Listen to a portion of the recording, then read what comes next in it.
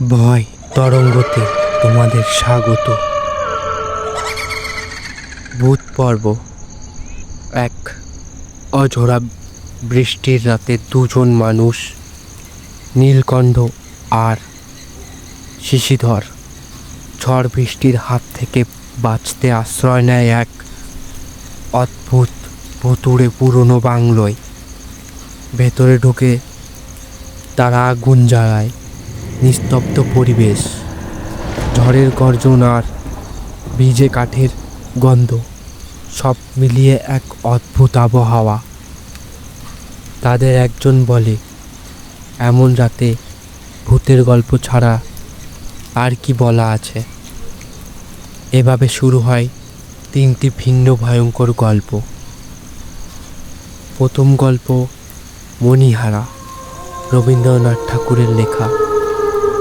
ফণিভূষণ সাহা নামে এক ব্যবসায়ী খুব ভালোবাসে তার স্ত্রী মণিমালাকে, কিন্তু মণিমালা তার স্বামীর প্রতি যতটা না টান, তার থেকেও বেশি টান আছে গয়না আর অলংকারের প্রতি। দিন যত যায় তার সেই অস্বস্তি অস্বাভাবিক রূপ নেয়। ফণিভূষণ যখন নতুন গয়না এনে দেয়, মণিমালা ততই তাকে আঁকড়ে ধরে রাখে।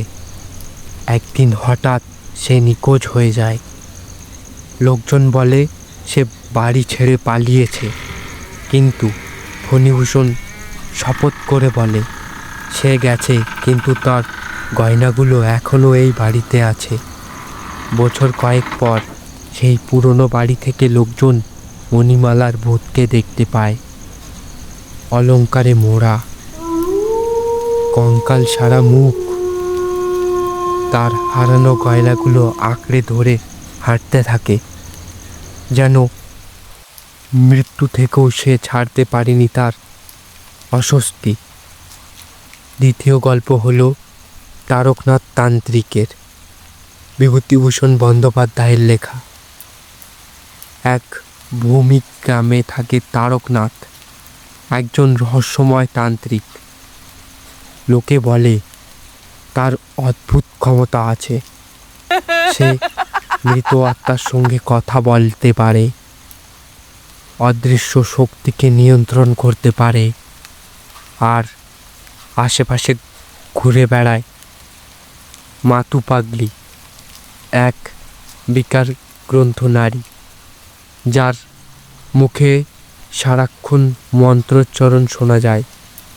গ্রামবাসী তাকে ভয় পায়, কিন্তু তারকনাথ জানে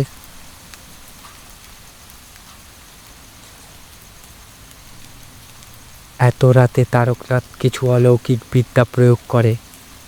বাতাস থেমে যায়, প্রদীপ নিভে যায়।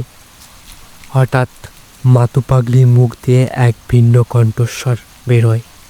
সেই কণ্ঠে শুধু ভয় নয়, মৃত্যুর ছায়া।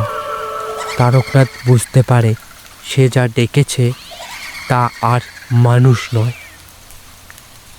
তৃতীয় গল্পটা শুরু হলো, যেটা ছিল শিকার। মনোজ সেনের লেখা গল্পটা। পুরেন্দ্র এক শিক্ষিত তরুণ, মনে মনে ভাবে যে বুদ্ধিমান, তাই সে কখনো ধরা পড়বে না। সে ভাবে পারফেক্ট ক্রাইম করে ফেলবে। তার সঙ্গে জড়িয়ে পড়ে তিলোত্তমা, এক রহস্যময়ী নারী। এক রাতে তারা দুজন মিলে জঙ্গলের গভীরে যায়। পুরেন্দু চায় তিলোত্তমাকে ব্যবহার করে নিজের স্বার্থ সিদ্ধি করতে, কিন্তু অন্ধকার জঙ্গলের ভেতর সে আবিষ্কার করে শিকারী সে নয়, শিকার সে নিজেই। তিলোত্তমার চোখে দৃষ্টি হঠাৎ বদলে যায়, আর পরেন্দ্র অনুভব করে কেউ তাকে তাড়া করছে, যাকে সে দেখতে পাচ্ছে না। শেষমেশ তার বুদ্ধি, অহংকার সব কিছু ভেঙে পড়ে, আর অপর ধাপ আর ভয়ের ফাঁদে সে নিজেই বন্দী হয়ে যায়। তারপরে এলো এই গল্পের শেষ ভাগ। তিনটি গল্প বলার পর আবার দেখা যায় নীলকণ্ঠ আর শিশিধরকে। আগুন নিভে এসেছে, রাত গভীর হয়েছে। তারা একে অপরের দিকে তাকিয়ে হাসে, কিন্তু দর্শক টের পায় এরা কেউ মানুষ নয়। এবার আসলে সেই বাড়ির দুটি অদৃশ্য আত্মা, যারা যুগ যুগ ধরে এভাবে অচেনা আগন্তুকে বসিয়ে ভূতের গল্প শোনায়। ঝড় থামে, ভোরের আলো ফোটে, কিন্তু বাড়িটার জানালা দিয়ে দূরে তাকালে দেখা যায় ওই দুজন এখনো বসে আছে, শূন্য চোখে তাকিয়ে। ভূত পর্ব শুধু ভয় দেখানো নয়, এটা বোঝায় মানুষের ভেতরের লোভ, অস্বস্তি, অপরাধবোধ। এসব আসল ভূত। মৃতরা শুধু ছায়া, কিন্তু জীবিতরা অন্ধকারের ইচ্ছায় আসল আতঙ্ক। তো ভয় তরঙ্গের এই গল্পটা তোমাদের কেমন লাগলো?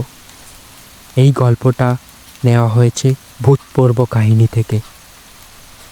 এরকম যদি আরও গল্প শুনতে চাও তো ভয় তরঙ্গ চ্যানেলটিকে সাবস্ক্রাইব করো, আর পাশে থাকা বেল আইকনটিকে অলে প্রেস করে সেট করে দাও।